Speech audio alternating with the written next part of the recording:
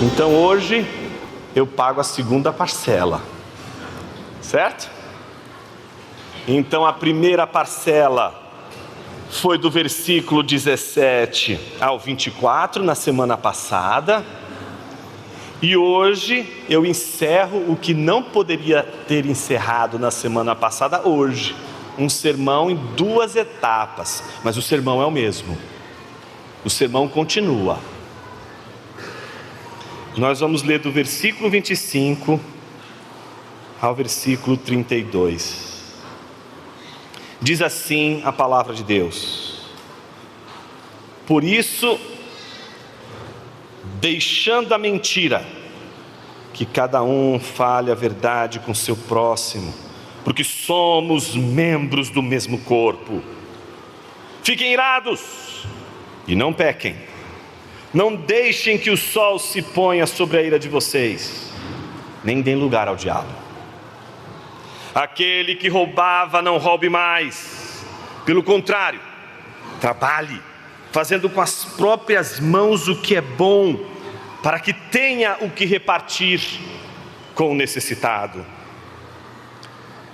Não saia da boca de vocês nenhuma palavra suja, mas unicamente a que for boa para edificação conforme a necessidade, e assim transmita graça aos que ouvem. E não entristeçam o Espírito Santo de Deus, no qual vocês foram selados para o dia da redenção. Que não haja no meio de vocês qualquer amargura, indignação, ira, gritaria e blasfêmia, bem como qualquer maldade. Pelo contrário, sejam bondosos e compassivos uns para com os outros, perdoando uns aos outros, como também Deus, em Cristo, perdoou vocês. Oremos. Pai querido, fale conosco através de Tua palavra, que sejamos hoje uma vez mais confrontados por ela, mas também edificados. Que sejamos moídos por Tua palavra, mas encorajados. Que a gente saia daqui consciente da nossa responsabilidade, mas com a coragem que vem do Teu Espírito para realizar todos os grandes desafios que a Tua palavra nos coloca diante do mundo que nós vivemos. E que a nossa segunda seja a segunda daqueles que viveram o antegozo dos céus antes do começo do seu trabalho, antes do começo de suas atividades.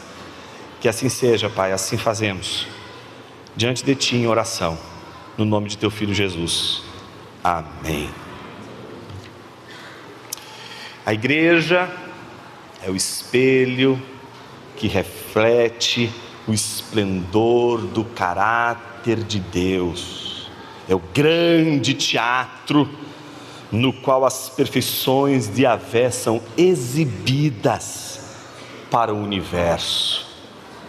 Charles Bridges, quando diz isso, não quer uma igreja debaixo da cama, não quer uma igreja escondida debaixo do tapete, mas quer uma igreja que é o esplendor do caráter de Deus sendo exibida numa grande vitrine, o teatro do mundo, e que ela seja exibida como esplendor do caráter de Deus, que ela possa revelar, testemunhar nessa exibição o amor, a graça e a misericórdia de Deus.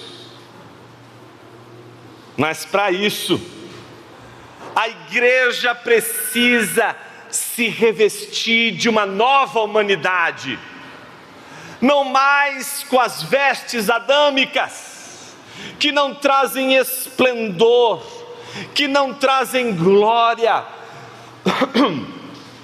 que não trazem brilho, e que não deveriam ser exibidas, mas escondidas, ocultadas. Uma nova humanidade, uma nova veste, uma veste que agora coloca a igreja diante de uma grande missão, a missão de representar o caráter de Deus, exibindo Deus ao mundo através de Jesus Cristo no poder do Espírito Santo. ela só faz isso por causa de Jesus e sua obra. A igreja não veio a existir por ela mesma, mas ela existe por causa de Jesus e, acima de tudo, por causa do que Deus fez em Jesus. A igreja não é uma obra meramente de Cristo, mas é uma obra de Deus em Cristo. Deus trabalha o seu povo em Cristo. Deus não trabalha o seu povo em Adão. Deus não trabalha o seu povo quando o seu povo está usando outras vestes. Deus só trabalha seu povo quando o seu povo está vestido com as vestes de Jesus. Quando Jesus é as vestes da igreja, quando Jesus é a roupa da igreja, quando Jesus é o acessório, mas é também o essencial que transmite o esplendor da graça de Deus, quando a igreja se veste de Jesus. Não mais uma igreja que se veste com as folhas, com as plantas que Adão se vestiu. Não uma igreja que se veste de Adão, que faz de Adão suas roupas, mas uma igreja que faz de Jesus seu estilo. A gente falou de moda na semana passada, né? E que a moda de Adão não é só brega, ela é mortal, ela mata. Por outro lado, a indumentária de Jesus traz vida à igreja, mas traz também beleza. Deus está preparando a noiva para o noivo. Deus está cuidando da noiva prometida ao noivo. E por isso Deus incansavelmente está trabalhando em sua igreja. Você que é a igreja de Cristo Jesus, as mãos de Deus estão trabalhando sobre você. Deus trabalha sobre a igreja.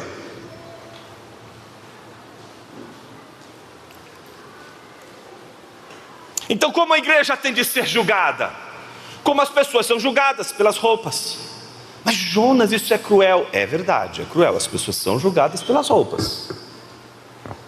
Você vai julgar as pessoas pelas roupas que elas vestem. Tanto é assim que você não vai tirar um sarro de um soldado, de um guarda, vestido, uniformizado, certo? As vestes que a gente usa, elas são meios pelos quais somos julgados. Eu tive quase problemas para sair da igreja no domingo passado, porque depois do batismo eu fui botar uma bermuda aqui, irmãos. E uns irmãos vieram com o dedo na cara, mas esse pode? Domingo na igreja, pastor de bermuda. Tô brincando, viu, gente? Ninguém fez isso não, só brincaram por causa da... Já que eu falei sobre moda, eu falei, pô, Jonas, mas bermuda? Aí já me esculacharam. Mas veja como eu fui julgado pela minha bermuda. Alguns acharam que, assim, bom, eu vim de propósito, óbvio, né? A bermuda não foi, as pessoas estavam perguntando, eu nem fiquei na igreja. Aqueles que são mais observadores perceberam que após o batismo eu fui para fora, eu fiquei lá fora da igreja. Eu fui julgado fora da igreja. Eu tinha dito no sermão, vê se pode, vê se tem cabimento um pastor subir num púlpito de bermuda e pregar. Não faz sentido, fica meio esquisito. Num contexto, às vezes a gente precisa, né? Há contextos para tudo, tem contexto que dá para usar uma bermudinha, né? Você não vai fazer um culto na praia de terno e gravata, né? Tem contextos para tudo. Mas eu apenas dei o exemplo, fui e fiquei lá fora. E fiquei lá de bermuda, e os irmãos estavam lá, meus irmãos. A turma, o olhar ortodoxo. Nada ortodoxo essa sua bermuda, hein, Jonas? Alguns criticaram a cor da minha camisa, que era vermelha. Foi. Teve gente que me julgou pela cor da camisa. Já estava me enquadrando dentro de um espectro político. Eu falei, meu Jesus, daqui a pouco eu estaria quase já me tragam aí o madeiro. Porque somos julgados sim pelas roupas, quer você queira, quer você não queira. Você quer arrumar um bom emprego, aí no dia você vai de chinela havaiana, pô. Não rola, né? Cresce, mano. Você quer arrumar um emprego, você tem de saber que você está lidando com a esfera pública. E as vestes falam sim por você. Ninguém vai falar da minha gravata hoje? As vestes falam. É claro que se eu pegar uma gravata, tirar aqui e colocar e dizer assim: gravata, pode expor o sermão de hoje? A gravata não vai expor sermão nenhum, porque quem vai expor o sermão é quem está usando a gravata, não a gravata. Mas aquele que ensina, aquele que fala, aquele que vive, é julgado por suas roupas, sim. Quantos de vocês não passaram por situações difíceis, quando numa situação que era solene, vocês estavam nada solenes? Eu já passei por várias dessas situações, irmãos. Eu já dei gafes em casamento. Desculpa aí, Natan, vai estar tudo certo no dia, viu? Fica tranquilo. Já dei gafes em casamento. Dei gafes em casamento terríveis. De você usar uma roupa que não era para usar. De você tocar a marcha. Minha amiga de seminário tinha pedido: Jonas, por favor, só não quero que você toque carruagens de fogo. Eu fui e toquei carruagem de fogo, porque eu entendi: toque carruagem de fogo na hora que ela está entrando. Você pode ser inadequado, pode fazer coisas inadequadas, pode se comportar de maneira inadequada, você pode fazer coisas fora do tom, falar fora do tom. Você teria de dizer as coisas de um jeito mais polido, mas não, você vai lá: esse é meu jeito. Aí o cara confunde autenticidade com mal educação. O cara é um mal educado, mas ele está tentando encobrir a falta de educação dele com: eu sou sincero. Meus irmãos, etiqueta, comportamento, jeito de falar, jeito de vestir, dizem sim quem nós somos. E é isso que Paulo está preocupado, porque isso não é um problema só do século 21. Isso é um problema desde os tempos de Jesus, e sempre teve, porque esse problema é sempre o problema do Éden. Quando o homem pecou, a primeira coisa que ele descobriu é que ele estava nu e precisava se vestir. E desde o Éden a gente está escondendo alguma coisa. E desde o Éden as coisas que estão escondidas precisam ser trabalhadas. Mas a igreja, quando ela é bela, quando ela é adornada, ela não tem de ser escondida. Ela tem de ser explicitada. Ela tem de desfilar. Ela tem de desfilar com todo o requinte da beleza das vestes que ela usa. Ela tem de entrar no palco do mundo, expressando o caráter de Deus, expressando a glória de Deus. E a gente viu que a igreja só consegue fazer isso se ela modificar o jeito dela andar, porque as vestes de Adão fazem com que a igreja ande como os gentios andam, e como ela um dia andou. Mas agora que estamos andando em Cristo, com uma nova humanidade, um novo homem, não mais o velho homem, nós temos de andar de uma maneira diferente. Veja, eu estou dizendo para você que as vestes, estética, veste, material, elas dizem muito sobre você. Mas o texto de hoje está falando de vestes que não são materiais. Você não vai saber que tipo de roupa é a roupa de Jesus, porque Jesus é a sua roupa. A ideia, portanto, é de que o nosso agir no mundo, o nosso ser no mundo, como a gente se comporta no mundo, diz quem a gente é. Ou seja, somos salvos pela graça de Deus, o pecado não terá domínio sobre nós, ninguém pode nos tirar da mão de Deus, nenhum de nossos pecados podem destruir a salvação de Deus em Cristo Jesus. Somos salvos e para o inferno jamais iremos. Nada pode te tirar das mãos de Jesus, Ele te salvou, acabou, você está salvo. Mas muitos esquecem que mesmo sendo salvos, tem de expressar a vida de um salvo, tem de expressar a vida do Salvador, tem de expressar o jeito de Jesus andar, o jeito de Jesus viver, não pelas especulações de sua cabeça, mas pelo que a Bíblia disse que Jesus disse, pelo que a Bíblia disse que Jesus fez. E aí a nossa conversa muda, porque a gente poderia simplesmente distribuir uniformes para a igreja. Os membros da igreja hoje vão andar de uniforme. Calma, irmãos, fiquem tranquilos, os membros já estão aí fazendo assembleia, já antes da hora. Calma. Não vai ter uniforme para membro. Porque não estamos falando dessas vestes. Nós estamos falando de como a sua alma se veste. E a sua alma não se veste com pano. Sua alma se veste com o seu jeito de andar, com o seu jeito de viver no mundo. Como você vive no mundo. Por isso nós trabalhamos o sermão da semana passada, dividindo todo o texto que vai do versículo 17 ao 32 em 3 partes. A primeira parte, versículo 17 a 19, mostrando como anda o velho homem. Qual é a moda do velho homem? E nós vimos como eles andam. Na sequência dos versículos 20 a 24, nós tivemos o ensino da verdade. E hoje, a partir do ensino da verdade, nós vamos aprender do versículo 25 ao 32, o que é este andar do novo homem. Já sabemos como o velho homem anda, e o novo homem, como ele anda, para que, sabendo o estilo do novo homem, eu possa me adequar a esse estilo, eu possa andar como ele anda, eu possa viver como ele vive, eu possa expressar o caráter de Deus como ele expressa. Então a pergunta que vai nortear a nossa exposição hoje é a seguinte: em que consiste o andar do novo homem? O que se espera de uma pessoa revestida de Cristo? O que se espera de alguém que está agora vestido de Jesus, e não mais de Adão, que não é mais o velho homem, mas o novo homem? 5 coisas. 5 coisas. Primeira coisa, verdade, versículo 25.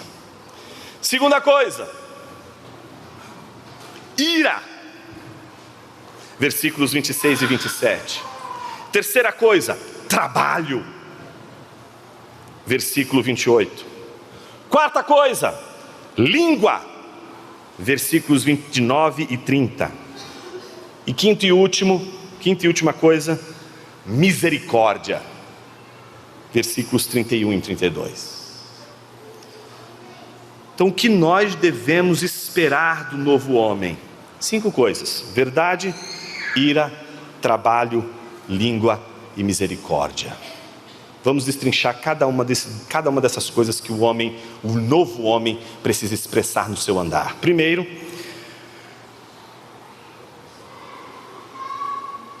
observe o nosso soldado romano. Soldado romano, ele está vestido diante de Paulo. E como Paulo está vestindo? Com as roupas de um civil. Até que se prove o contrário, eles não tinham uma roupa de uma casa de detenção em que todos os presidiários usariam uma determinada roupa. Naquela época não tinha então a tornozeleira elétrica, tinha uma corrente mesmo ali, e é a corrente que está vestindo Paulo, que está dizendo quem Paulo é: prisioneiro de Roma. Mas aquele soldado, ele está vestido com uma armadura, e ele está na casa de Paulo. Paulo com seus assistentes, seus amanuenses, aqueles que enquanto ele está ditando a carta, estão escrevendo a carta. Era comum fazer isso, Paulo fez muito isso. E imagine Paulo olhando para aquele soldado, escrevendo tudo isso, falando sobre o velho homem, falando sobre o novo homem. Agora ele vai falar sobre o novo homem, as vestes do novo homem. Ele olha para aquele soldado e diz assim: um dia eu vesti essa armadura. Eu sei o que é ser respeitado quando se está dentro desta armadura. Preste atenção do dentro que eu usei, é de propósito. Quem estiver dentro dessa armadura não só está investido de autoridade, mas representa o imperador, representa Roma. Se ele sai de dentro daquela armadura, ele é um civil, ele é a paisana. Tá certo? E ele vai ser considerado como um cidadão comum. Mas quando ele está dentro da armadura, ele não só está protegido pelo império, como ele representa o império. Então imagina Paulo descrevendo a armadura que aquela igreja vestiu um dia. Uma armadura que não cabia nessa igreja, muito parecida com a experiência de Davi tentando usar a armadura de Saul. Fica frouxo lá dentro, não dá, não cabe para ele está todo desajeitado, aquela armadura não serve para ele. Se você está hoje aqui nessa igreja, mas sabe que amanhã é segunda-feira, e amanhã começa o seu rock and roll, amanhã começa o seu trabalho no dia a dia com as pessoas, no seu dia a dia com as pessoas do seu trabalho, com seus clientes, com seus chefes, seja lá o que for, seu ambiente de trabalho.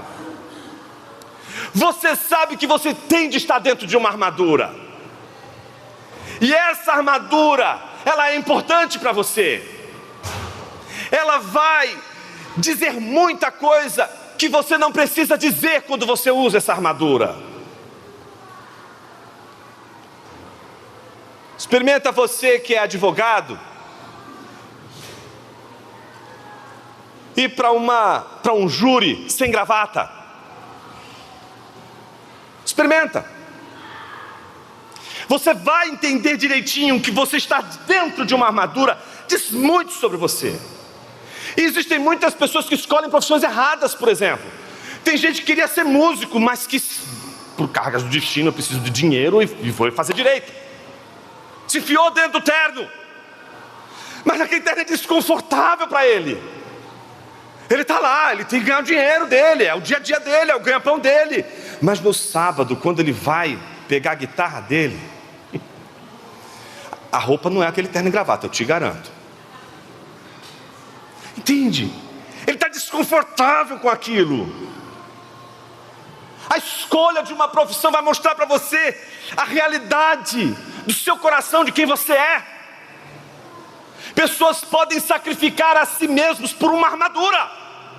Vai ficar a vida inteira dentro daquela armadura, não vai sair nunca dali. Está preso, aquilo é uma prisão. Será que temos dois prisioneiros? Será que não é só Paulo que está preso? Será que aquele soldado também não está preso? Será que você também não está preso em suas armaduras? Você que às vezes se sente desconfortável e não consegue saber a razão do seu desconforto. O sermão é sobre isso hoje. E por isso que ele começa em primeiro lugar falando a verdade. A verdade tem de ser dita. Mas como ela é dita? Paulo faz uma sequência de 5 ensinos, e ele vai fazer sempre isso: apresentar algo positivo, apresentar algo negativo, vai contrastar duas coisas e vai apresentar uma solução para o problema. Sempre isso, um aspecto positivo, um aspecto negativo e uma solução para o problema. Por exemplo, no texto que você vai ver aí, você vai ver 5 ensinos de Paulo, em que antes de ensinar o porquê que precisa ser ensinado, a razão, ele vai contrastar coisas. Vou dar um exemplo. Versículo 25. Por isso, deixando a mentira, que cada um fale a verdade com seu próximo, porque somos membros do mesmo corpo. 3 coisas Paulo está dizendo aí. Primeiro, deixa a mentira. Não minta. Segundo, que cada um fale a verdade com o seu próximo. Positivo, viu? Saiu do negativo para o positivo. Não minta. Fale a verdade para com o seu próximo. E aí qual é o resultado? Veja o ensino logo na sequência. Por que eu tenho que fazer isso? Porque somos membros do mesmo corpo. Percebeu? Negativo, positivo e a razão. Vamos começar analisando esse mentira aí. Porque se você na primeira leitura já achou que era uma mentira, você já deve estar pedindo perdão pela mentira que você já, de alguma forma, já pregou hoje, em algum momento da sua vida. Certo? Aí você vai achar que foi, não, fala que eu não estou, e não é nada disso. Porque tem gente que tem um pavor com a mentira, né? Aqui a mentira é outra, ela está no singular. Não é mentiras, mas a mentira que você pode ser. A mentira que você alimenta. A farsa que você alimenta. É farsa. É uma farsa. Paulo está falando de farsa. De se fazer passar por algo que você não é.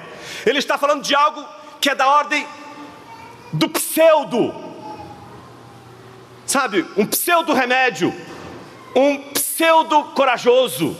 Um pseudo carinhoso. Um pseudo fiel. Um pseudo... É sempre algo que é falso, não possui autenticidade. Então observe, deixando essa vida pseuda, essa vida falsa, essa farsa, que cada um fale a verdade com o seu próximo. Aqui ele territorializa a discussão, não territorializa?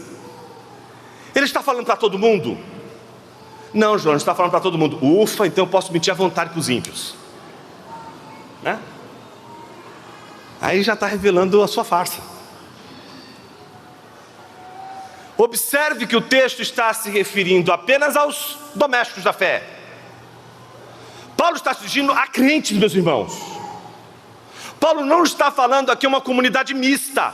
Olha, podem ter crentes e não crentes. Não, Paulo só está falando para crentes. É só para a igreja que ele está falando. Ele está dizendo para a igreja o seguinte: deixem a farsa, abandonem a farsa. Vocês nunca dizem o que tem de ser dito. Vocês sempre dizem as coisas sinuosamente. Vocês não conseguem dizer as coisas como elas são.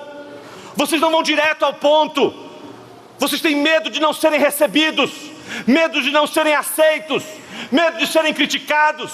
Vocês temem os homens demais, e por isso vocês alimentam uma farsa. Vocês querem ser aceitos pelos homens, vocês querem ser aceitos pelos irmãos da igreja, vocês querem ser aceitos pelos pastores da igreja, e por isso vocês se tornaram farsantes. E como que se livra da farsa? Fale a verdade, seja verdadeiro. Paulo não está dizendo assim: nossa, eu menti para fulano agora, irmão, eu quero te pedir perdão, porque eu menti para você, era assim, assim, assado. Ok, meu irmão, você fez direitinho, você evitou a disciplina. Lindo e maravilhoso. Mas Paulo não está falando disso. Paulo está falando de um jeito de andar, de um jeito de viver, de uma maneira mentirosa, farsante. É uma maneira de ser assim, sempre sinuoso, sempre escondendo. Entende o que Paulo está dizendo? Seja verdadeiro, seja quem você é. Isso é o mais difícil, né? É por isso que boa parte do contexto de nossas igrejas nós enfrentamos aquilo que sempre anda de mão dada com a religiosidade, que é o farisaísmo, a hipocrisia.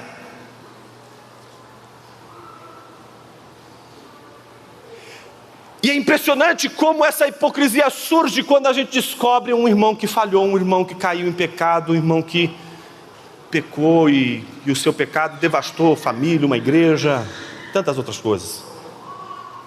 Isso vai revelando a maneira como a gente vai escondendo as coisas, a gente vai ocultando feiuras. Como isso é ruim para o aconselhamento pastoral, quando você não abre, quando você não fala, quando você esconde, quando você vai mitigando, vai parcelando, igual eu parcelei o sermão, você vai parcelando a confissão.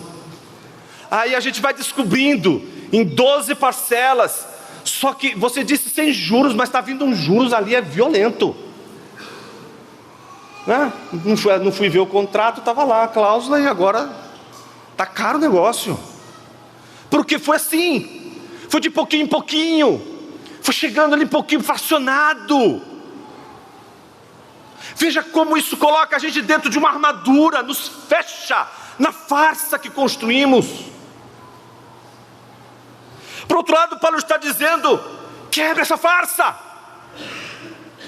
A pergunta é: mas qual é a razão para dizer a verdade aos outros? Qual é a razão para eu ser quem eu sou de fato? Paulo vai dizer: porque somos membros do corpo. Não está Paulo aqui falando para uma comunidade mista.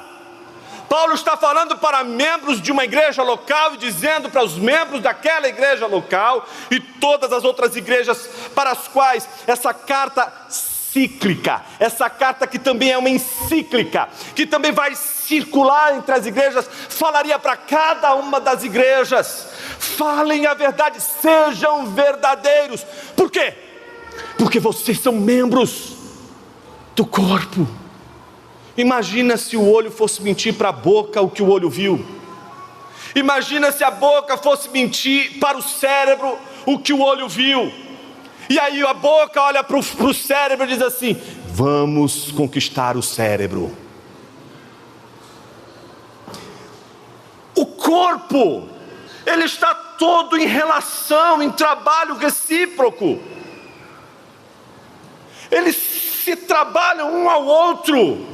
Os órgãos estão servindo uns aos outros. O seu dedão, que você acha que não serve para nada, quando você vê aquela unha encravada, desgraçada, você fala: arranca o dedo, doutor. Não, filho, não pode fazer isso não, o seu equilíbrio está nesse dedão. Deus fez tudo direitinho. Mas e o dedinho? Também. Então, perceba que o corpo está todo em diálogo, em relação um com o outro. Ainda que o coração não esteja pensando 1000 maneiras de como fazer o dedão mais fresquinho. Entende? Todo o dedão e o coração estão trabalhando para o todo que é o corpo. Basta uma dor de dente e você vai saber o que um dentinho é capaz de fazer com um dia de trabalho seu. Então Paulo está dizendo: precisamos ser verdadeiros uns para com os outros, precisamos ser quem nós somos. E esse é o problema. O olho quer ser o ouvido quer ser a boca, o cérebro quer ser o pé quer ser o coração, e ninguém quer ser o que é. Coração, cérebro, dedo, ninguém quer ser. A gente só quer ser o que a gente não é. Essa é a veste de Adão, a veste daqueles que são insatisfeitos, eternamente insatisfeitos pelo que são. Você vê isso desde pequenininha, os meninos crescendo. Você vê a angústia dos meninos crescendo. Quando crescer, quero ser bombeiro. Olha como é uma pessoa angustiada. Olha um Adão aqui sofrendo. Quando crescer, eu quero ser piloto de caça. Olha uma pessoa angustiada, está vendo a pessoa angustiada? Ela está presa numa armadura que ela não aceita. Ela nasce já negando a si mesmo. Ela nasce negando a si mesmo, sua casa, sua família, seus pais. Vai negando tudo. Por que eu nasci aqui? Por que eu sou assim? Aí você pega a pessoa contrária, a história contrária, e é o mesmo sintoma. O que a outra queria ser, a outra é, mas não aceita ser o que é. E o que a outra jamais queria ser e é, a outra que é, agora quer ser porque não é. Pronto, se você não entendeu, fique em paz.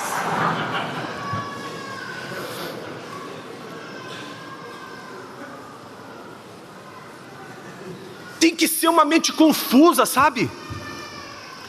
Tem que ser uma mente que, por causa dos raciocínios frívolos, fúteis, inúteis, não consegue entender as coisas com clareza, não consegue responder a pergunta: quem eu sou?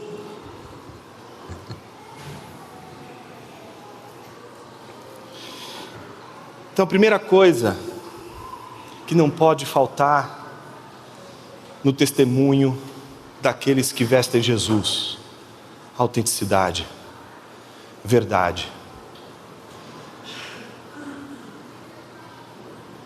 não aquilo que você quer ser e não é, não aquilo que seu pai, sua mãe gostaria que você fosse e você não é, não aquilo que as pessoas ao seu redor, no seu cotidiano, dizem que você tem de ser e você não é, mas aquilo que você já é. Deus contempla e espera florescer, como aquele que vê sempre a flor na semente, como aquele que está vendo a obra pronta, mesmo na semente. É a verdade que a conversão vem te levar. Se você ainda olha no espelho e não consegue enxergar quem você realmente é, esse encontro ainda está por vir. Este encontro é o encontro que transforma. Este encontro é o encontro que faz você sair de dentro de uma armadura que não lhe cabe mais, que faz você sair de um mundo que você entende que não lhe cabe mais. Enquanto você estiver preso aos raciocínios fúteis, você estará dentro da armadura de Roma, da Roma deste mundo, Por isso a verdade tem que iniciar a nossa conversão, porque ela vai nos colocar diante da visão que nós não queremos ver e enxergar, mas é justamente aquilo que nós somos.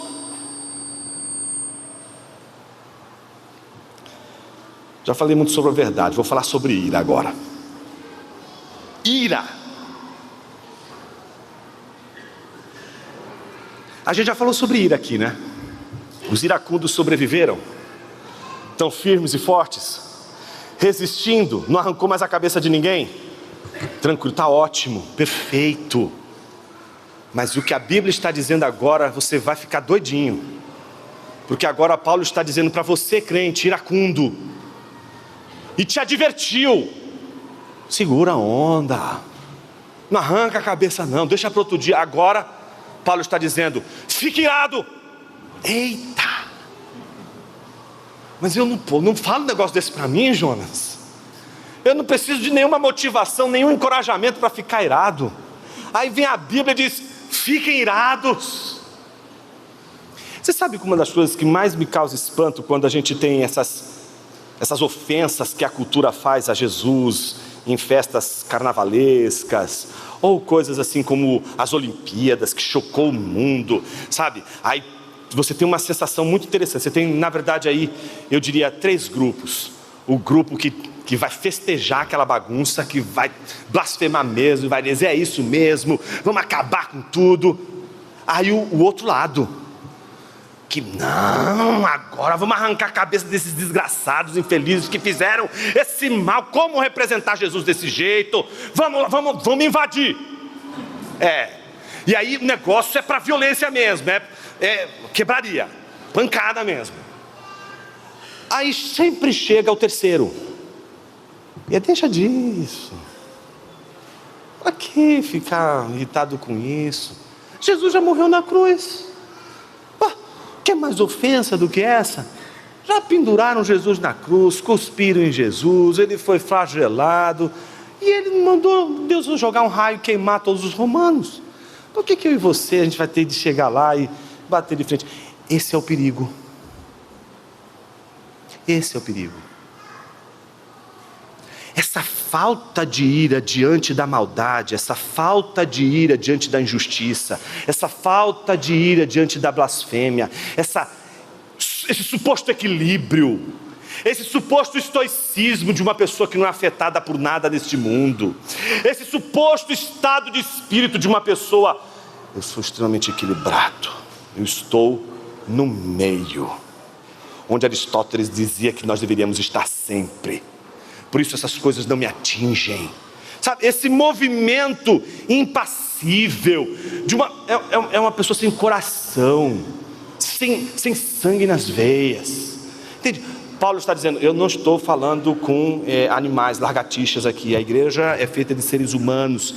E Paulo está dizendo: eu me assustaria se vocês não ficassem irados com a maldade no mundo, com a blasfêmia, com a heresia, com tudo aquilo de errado que acontece no mundo, com a injustiça, com a pobreza, com a miséria, com a fome, mas também com a corrupção, com a imoralidade sexual e com todas as porcarias que a gente vê pelo mundo.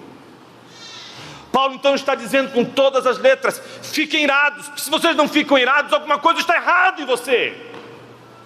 Se as coisas erradas deste mundo não te incomodam, se o jeito do mundo viver e agir já não te incomoda mais, você já está daquele jeito, deixa ser, let it go. Está entendendo? Você já está naquele movimento de deixa estar, sabe? As coisas sempre foram assim. Isso está mostrando algo também sobre você. Está faltando aqui aquela ira santa. E aqui existe uma diferença da ira pecaminosa. A ira pecaminosa arranca a cabeça. A ira pecaminosa escreve textão no Twitter para acabar com todo mundo, faz cancelamento coletivo, liga para um, para outro, conspira, escolhe um bode expiatório, vamos arrancar a cabeça do desgraçado. Essa é a ira pecaminosa. Mas a ira santa, ela te mantém irado. Mas a sua ira tem prazo de validade. Veja o que o texto diz: fiquem irados. Positivo, certo? Olha como agora ele inverteu e vem negativo na sequência: não pequem. Então fiquem irados é algo positivo, mas ele dá um limite: não pequem. Aqui a amartia tem a ver com isso, errar o alvo, errar o tom. A ira, ela diz muito sobre seu caráter, sobre sua vida. Mas o como ela é controlada também diz muito sobre sua vida. Como você lida com a ira. E Paulo diz com todas as letras: toda ira tem prazo de validade. Não deixem que o sol se ponha sobre a ira de vocês. Tem data. A menos que você seja um cidadão da Groenlândia, como diz o John Stott, que tem um sol mais longo, né? Aí você falou: posso mirar um pouquinho mais. Vai para a Groenlândia que você vai poder sustentar um pouquinho mais a sua ira. Não é? O Paulo não está dizendo que você vai esperar, e agora no horário de verão pode ser que mude. O sol se pôs, agora posso ficar em paz. Agora tranquilo.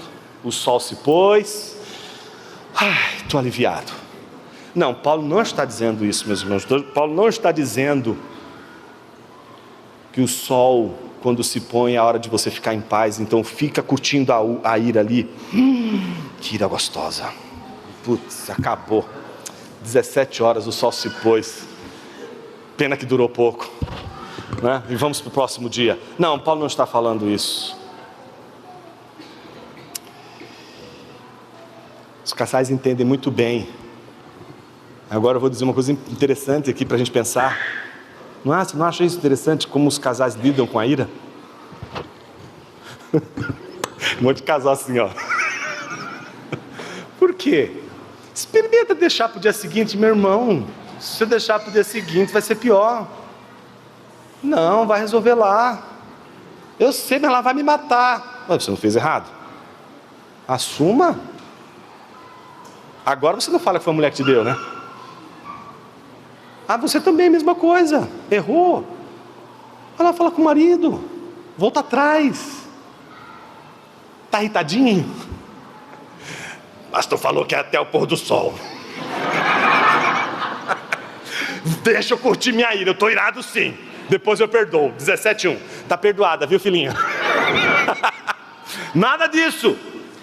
Mas o que Paulo está dizendo é que se você tem ira sobre algo e não dá um fim para essa ira, não dá uma finalidade para ela, não dá um destino para ela, ela vai aumentando, ela vira um divórcio, ela vira o fim de uma igreja, ela vira a divisão de uma igreja, ela vira o fim de uma empresa, o fim de uma sociedade, um fim entre duas pessoas que estavam sócias de algo extraordinário, que estavam fazendo junto, e pumba, destrói a sociedade. Você está entendendo o que Paulo está dizendo? A ira precisa ter um fim, mesmo porque, se a gente entender que a ira faz parte da nossa natureza. Se nós não entendermos isso, como vamos entender a ira divina? Quantas e quantas passagens eu poderia passar aqui na Bíblia para falar sobre a ira de Deus? Senhor, você tem 10 dias para pedir perdão por todas as iras que o Senhor teve ao longo do tempo, senão eu vou te pôr na Assembleia. Ira não é pecado.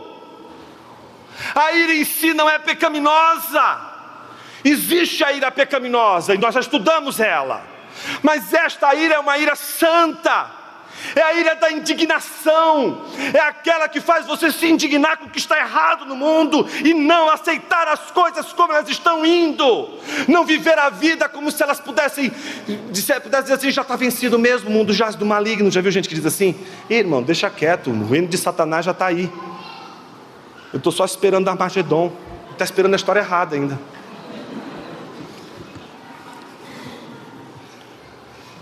Então veja, a falsidade compromete a membresia, a verdade defende a membresia. Por outro lado, a ira pecaminosa, ela vai promover a divisão na igreja, mas por outro lado, a ira santa vai combater a divisão na igreja, vai combater a divisão entre os irmãos. Por que digo isso? Paulo diz na sequência, a razão. Apresentou o positivo, apresentou o negativo, e vem a razão. Não deem lugar ao diabo. Ele usa a palavra diabo, diabolos. Você já sabe que diabo é o que divide, o que separa. As separações, as divisões, todas elas são fruto de uma ira que não foi destinada, uma ira que não foi resolvida, uma ira que foi alimentada, mas não se buscou resolução, não se buscou uma finalidade. Ela transborda, e quando ela transborda, ela faz tanto mal, ela separa, ela destrói, ela dá oportunidade para o inimigo de nossas almas.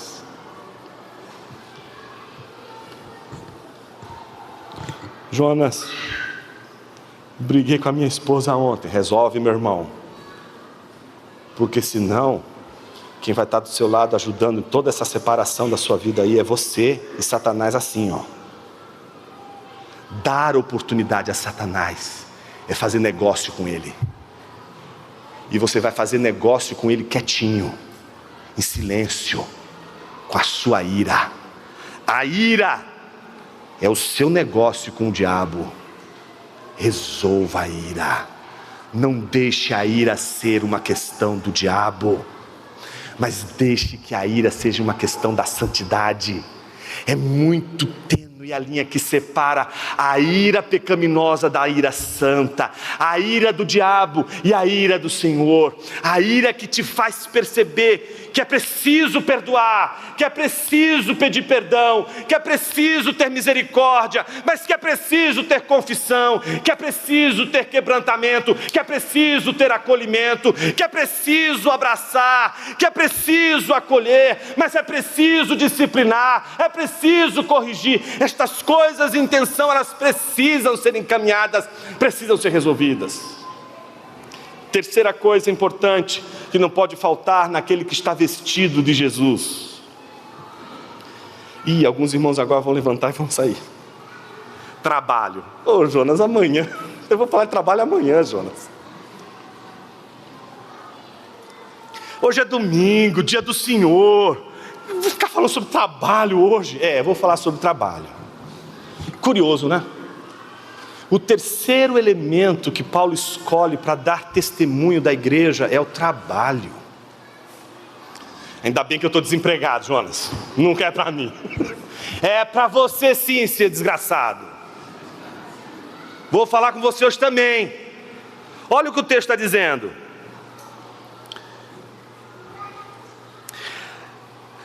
Cuidado, tá?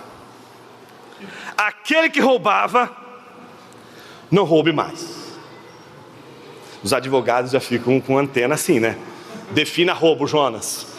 Roubo, furto, são coisas distintas. Calma, irmãos, calma. Vamos devagar aqui. Vamos entender aqui como corrupção, corruptelas. Pequenas e grandes corrupções. Aquele que roubava, aquele que furtava, aquele que fazia caixa 2, aquele que fazia isso, sabe entendendo? não roube mais. Veja, esse é o negativo. Olha como ele vai apresentar o positivo. Pelo contrário, se antes ele roubava, se antes ele passava a perna, se antes ele tirava vantagem a todo custo, se antes o que importava era ganhar dinheiro, não importa como, não importa o jeito, não importa os meios, não importa o que seja, o fim é ganhar dinheiro a qualquer custo. Agora, o que ele vai ter de fazer? Trabalhar. Veja, desde os tempos de Paulo, já se sabia que não existe dinheiro fácil. Não existe, tigrinho não é uma coisa de hoje, gente. O tigrinho inferniza a civilização já faz muito tempo. Sabe por quê? Está trabalhando com o seu trabalho, sua fuga do trabalho. Desde o Éden, quando pecamos, não sabemos como vestir e também como trabalhar. Porque antes trabalhávamos e era desfrute, e agora o trabalho que existia muito antes, o próprio Deus trabalha e tem desfrute. Agora não, o homem vai trabalhar e com o suor do seu rosto. Ele vai ser um trabalho penalizado, vai ser um trabalho que traz também o seu aspecto negativo. Não podemos dizer que o trabalho é algo extremamente belo, mas também não podemos dizer que é obra de Satanás. Quem dizia que é obra de Satanás são os pagãos. Mas nós também não vamos dizer que o trabalho, ele é uma coisa que não foi afetada pela queda. Não, o trabalho também foi, meu irmão. O trabalho também foi, minha irmã. Deus nunca fez seres humanos para não trabalharem. Então o trabalho sempre foi bom como ser humano. Mas quando o homem caiu, junto com o homem, a nossa percepção do trabalho também caiu. Então a gente olha para o trabalho, sempre querendo matar alguém, né? A gente sempre vai olhando para o trabalho, e a perspectiva gloriosa do trabalho, a gente precisa recuperar com Jesus, meu irmão. Que quando você estava com as vestes de Adão, o trabalho era só um meio para você alcançar um único fim: grana, dinheiro, dinheiro, dinheiro, dinheiro, dinheiro para você e para você. Mas agora, olha como Paulo está trabalhando com a consciência financeira da igreja. Está dizendo para a igreja o seguinte: primeiro, não trabalhem para ganhar dinheiro a qualquer custo. Se você ganhar muito dinheiro com pouco trabalho, tem coisa estranha aí, tem alguma coisa errada nessa história aí. Não importa se o trabalho é intelectual, não importa se o trabalho é manual, o que faz trabalho ser trabalho é esforço. Tem de demandar esforço, tem de demandar a próxima etapa do esforço, que é a recompensa do descanso. Tem gente que trabalha tanto, porque quer ganhar tanto dinheiro, que não consegue descansar. Veja o sacrifício que a pessoa faz para ir à igreja ao domingo. Domingo não é mais um lugar para ir lá descansar, para ir para a igreja. Eu digo, meu Deus, eu tenho que ir para a igreja, porque senão vou me pôr em disciplina. Tenho que ir na igreja, porque senão o diabo vai me pegar lá na esquina. Eu tenho que ir para a igreja, porque senão, olha, eu tenho que dar meu dízimo, porque se eu não der meu dízimo e não for na igreja, dali a pouco vai dar tudo errado para mim no meu trabalho. Entende? A gente já não consegue mais entender que o trabalho só ganha mais vida quando ele perde o seu aspecto redentivo e se torna algo para além de nós mesmos. Olha que lindo isso que Paulo está ensinando para a igreja. Aquele que roubava, não roube mais, pelo contrário, trabalhe. Veja, fazendo com as próprias mãos o que é bom. O que Paulo está dizendo? Você precisa ter aquele gostinho que Deus teve. Ele fez, ele viu, estava ali, tudo daquele jeito. Ele organiza, põe o caos de um lado, arruma, separa as coisas, enche, separa, enche, separa, enche, vai organizando, traz luz. E a cada momento, cada criação, cada obra que ele vai fazendo, ele, uau, como isso ficou bom, como isso é legal, como isso é gostoso, como isso é bacana. E quando termina a sua grande obra, isso foi tão exaustivo, eu preciso descansar. E aí Deus está assim, né? Não vou ter que descansar. Não, meus irmãos, o descanso ali não é cansaço de não ter energia. Olha, deixa eu desfrutar disso aqui. Meus irmãos, como a gente recebe às vezes pessoas que vêm conversar com a gente, e você vê no semblante não tem alegria. O trabalho, que é uma coisa boa, se tornou um senhor, um capataz, e ele é apenas um capataz desse trabalho, que tem que trabalhar forçado para esse senhor, que é o trabalho, esgotado, não consegue desfrutar do que faz. Mas aí Paulo termina dizendo uma razão: por que eu tenho que trabalhar com as minhas próprias mãos e fazer disso coisas boas? Para que tenha o que repartir com o necessitado. Pronto, aí os irmãos, estava tão bom esse sermão, estava legal esse negócio de trabalhar, gostar do trabalho, colocar as coisas no devido lugar. Mas, meus irmãos, Paulo não está falando que você tem que dar para o necessitado. Leia de novo aí. Leia de novo, preste atenção no que Paulo está dizendo. Paulo está dizendo para que você tenha o que repartir. Se você vai repartir ou não, isso é outra história. Isso vai dizer outras coisas sobre você. Mas o que Paulo está dizendo não é tenha para você ter só para você. Tenha só para você ser uma pessoa mais rica, mais poderosa. Paulo está dizendo tenha, mas coloque no seu target ali repartir, ser generoso, ser doador. Experimente a riqueza que Deus pode te dar, mas pensando que ela agora não é uma armadura que te escraviza.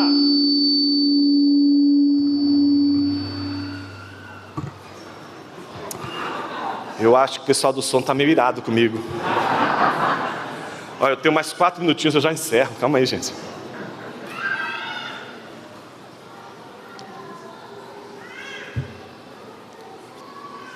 Repartir, ser generoso, fazer do teu trabalho um objetivo de um dia ter, não só para você, para sua família, para quem você ama, para os domésticos da fé, mas também para quem não é doméstico da fé, para poder repartir, para poder doar.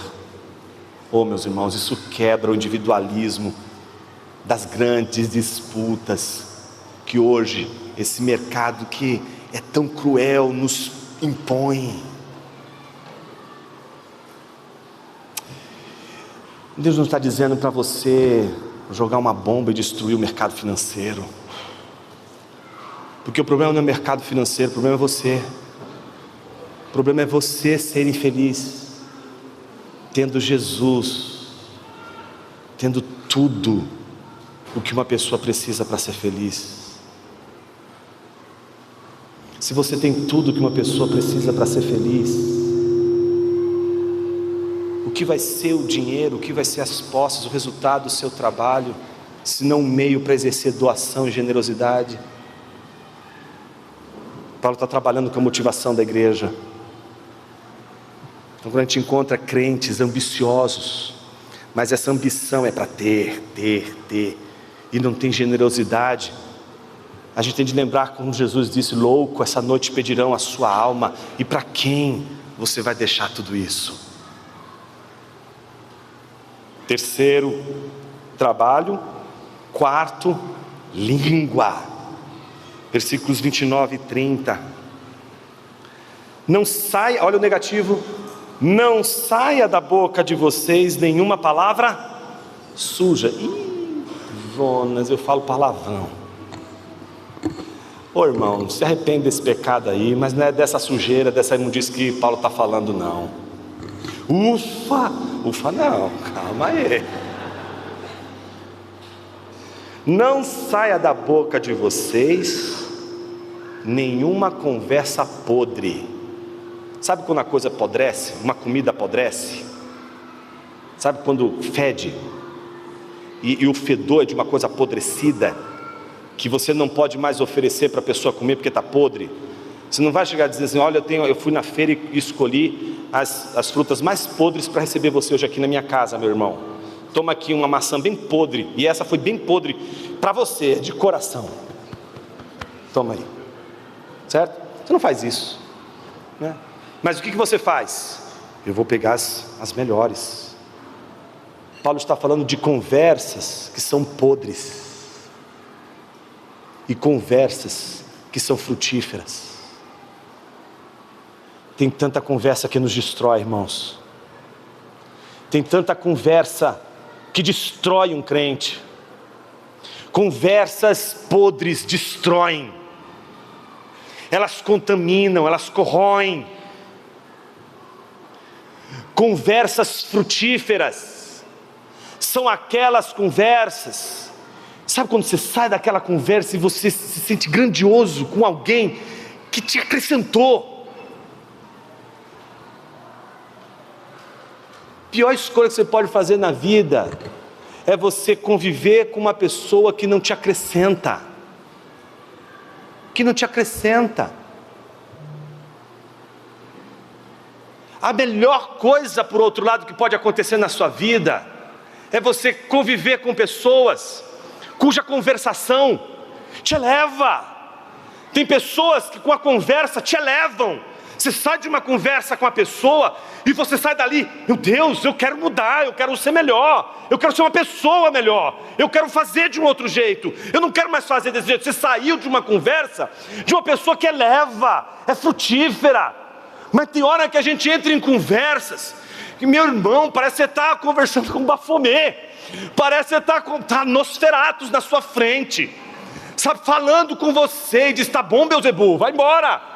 Mas o Beelzebu não te larga, ele está ali com conversas podres. É uma conversa podre. Ela vai te empodrecer, ela vai te jogar para baixo, vai fazer você achar coisas grandiosas. Ah, isso é muito antiquado, ler a Bíblia. Ah, não, tem coisa melhor para ler. Já viu a Bíblia em paráfrase? Meus irmãos, a gente precisa de conversas que nos elevem, conversas que façam a gente crescer. Se a gente não estabelecer essas conversas que nos elevam, a gente vai se apodrecer se só tivermos ao nosso redor conversas podres. Mas há uma advertência ainda maior. Não é o seu palavrão que torna uma conversa podre, é a sua vida podre que torna a vida de pessoas ao seu redor podre. Deixe de ser conversador podre. Deixe de acabar com a vida das pessoas com suas conversações podres, com sua maneira de conversar, botando as coisas para baixo, tudo para baixo, diminuindo tudo, destruindo tudo. Chega de ser podre e de tornar podre a vida das pessoas que estão à sua volta. Muda a sua conversação, seja elevador. Seja capaz de fazer da sua conversa uma conversa que eleva as pessoas, e você vai ver que as pessoas vão se aproximar de você.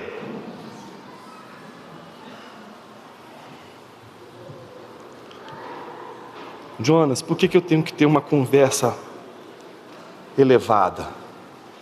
Você vai ver que de todas as razões, essa é a maior delas. Porque quem está mais preocupado com essas conversações é o Espírito Santo. Veja só o que o texto diz. Não saia da boca de vocês nenhuma palavra suja, mas unicamente a que for boa para edificação, conforme a necessidade, não é? E assim, duas coisas: transmita a graça. Transmita a graça.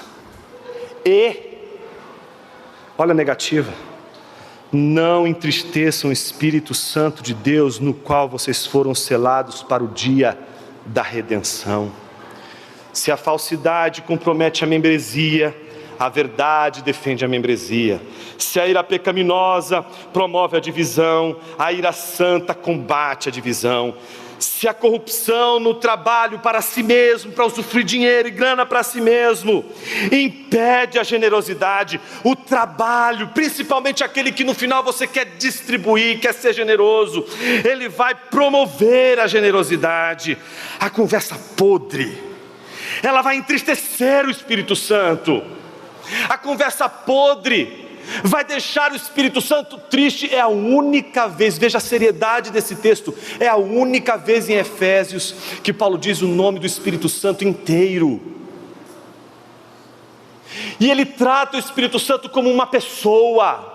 Pessoas se entristecem quando elas são abatidas por conversas podres.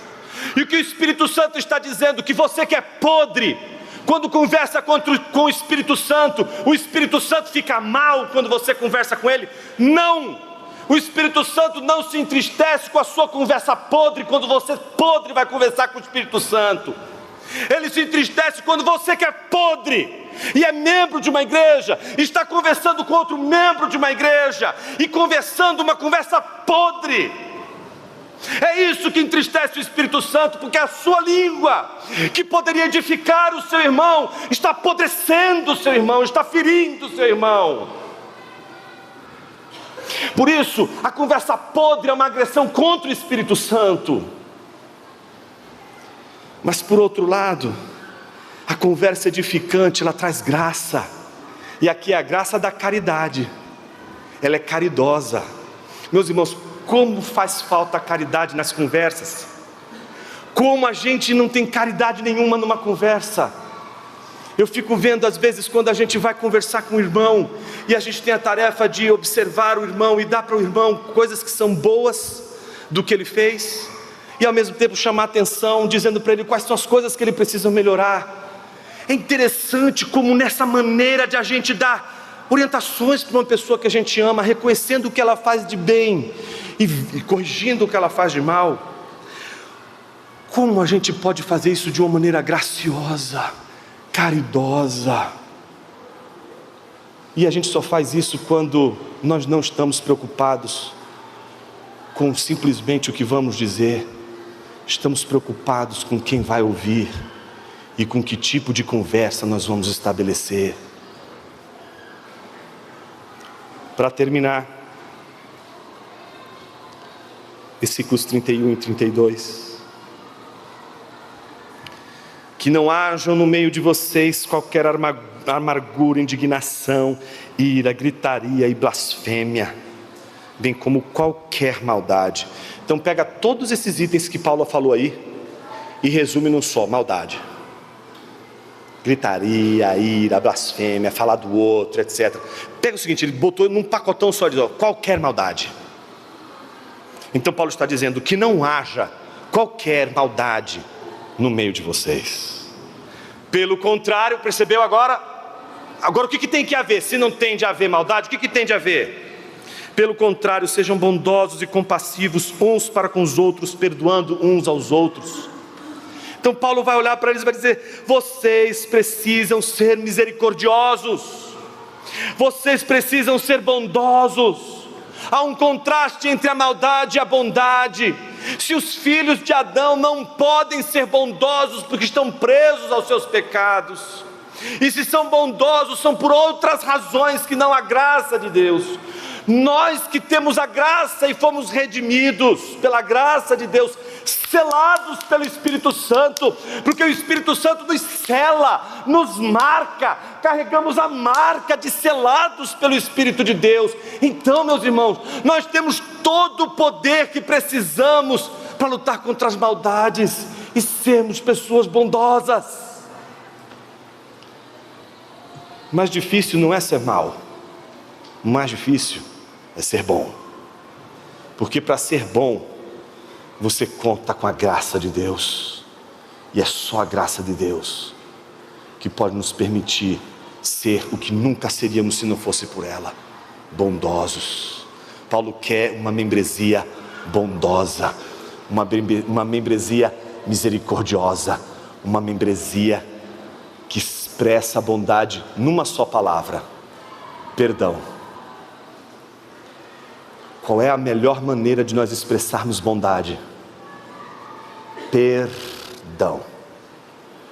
E aí ele oferece a razão. Como também Deus, em Cristo, perdoou vocês. Lá em casa você vai ler de novo esse texto, e você vai fazer a seguinte pergunta: e se fosse Deus aqui? Você vai ver, desde a ira ao perdão, Deus está dando exemplo ao seu povo. Deus nos perdoou. E o Evangelho é a mensagem do perdão de Deus. Não é só a mensagem de Jesus que morreu na cruz com seu sangue precioso e nos lavou e nos purificou de todo pecado. É sim, mas é sobretudo a mensagem de um Deus perdoador e que perdoa sendo Ele o agredido e não o agressor. Uma coisa é você perdoar aquele que te agride. Outra coisa bem diferente é você pedir perdão para aquele que você agrediu. A nossa condição era de pedir perdão para aquele a quem nós agredimos, Deus. Mas o Evangelho não é a história de homens arrependidos dos seus pecados e que resolvem se colocar diante de Deus e dizer: Senhor, peço-te perdão pelos males que fiz ao Senhor. Não, essa não é a história do Evangelho. A história do Evangelho é a história daquele que foi ofendido, daquele que foi ferido, daquele que foi magoado, daquele que saiu em prejuízo.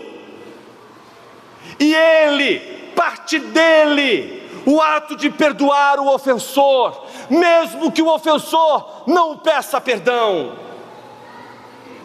Talvez existam pessoas hoje aqui ofendidíssimas, e talvez isso soe tão duro para os seus corações. Como pode alguém que foi ferido, que foi ofendido, perdoar o ofensor? Essa é a história do Evangelho. Por isso você ofendido, você ofendida, você é o que menos teria dificuldade para entender o que é o Evangelho. Porque você sabe que essa ofensa, se ela não encontra um turno, se ela não encontra um fim, se você não encaminha um destino para ela, se você deixa ela crescer e se estender para além do sol, ela te destrói, ela te corrói. A Bíblia nos conta a história de um Deus que não foi corroído pela ira.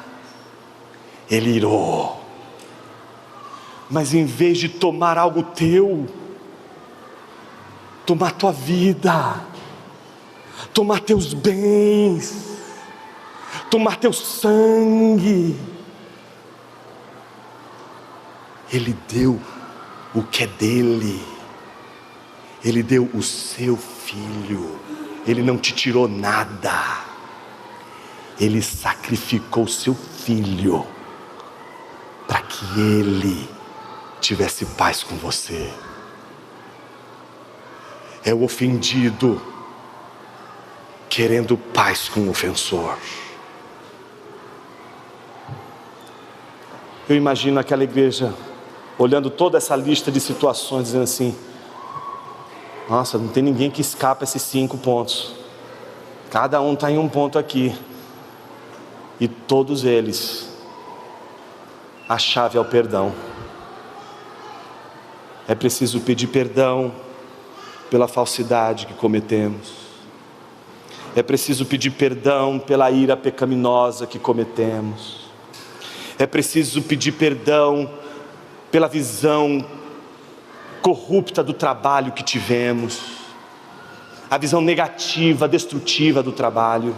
É preciso pedir perdão pela língua, pela conversa podre que nós fazemos com pessoas que amamos, inclusive. Mas acima de tudo, é preciso pedir perdão quando precisávamos exercer o perdão e não exercemos. Eu quero convidar você nessa hora a pedir perdão por aquele momento em que você tinha de perdoar e não perdoou. Aquele perdão do perdão, não é o perdão em si, mas é o perdão por não conseguir perdoar, por perceber que existe algo ainda que precisa ser trabalhado. Não estou dizendo hoje, como às vezes você pode ter já escutado isso em vários sermões, e você sair hoje daqui correndo, eu vou ligar, eu preciso falar com fulano, eu preciso pedir perdão para ele e para ela pelo que eu fiz, ou pelo menos perdoar pelo que ele fez e o que ela fez para mim. Não estou dizendo isso não, meu irmão, pelo amor de Deus, não entenda isso. Não estou falando de uma ação barata, eu estou falando de um trabalho de Deus na sua vida. O perdão às vezes leva tempo, mas a nossa maneira simplesmente insensível, simplesmente não queremos trabalhar, estamos com a flecha no peito e não queremos mais tirar. Toda vez que encosta, não vai tirar essa flecha não. É melhor ficar com a flecha aqui no peito do que resolver arrancar essa flecha de uma vez por todas. Eu estou me dirigindo a você nessa manhã. A história do Evangelho é a história de perdão, de um Deus que está virado contra os seus ofensores, mas não arrancou a cabeça deles, mas destinou a sua ira a seu filho, para que o seu filho recebesse toda a sua ira e colocasse de uma vez por todas paz. Mas se você prestou atenção em tudo que foi dito, você vai olhar novamente para o último versículo e na sequência vai só orar.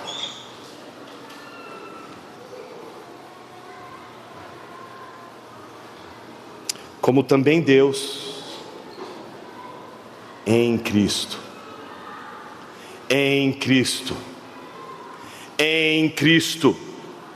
existe um lugar para o perdão, e o lugar do perdão é Jesus.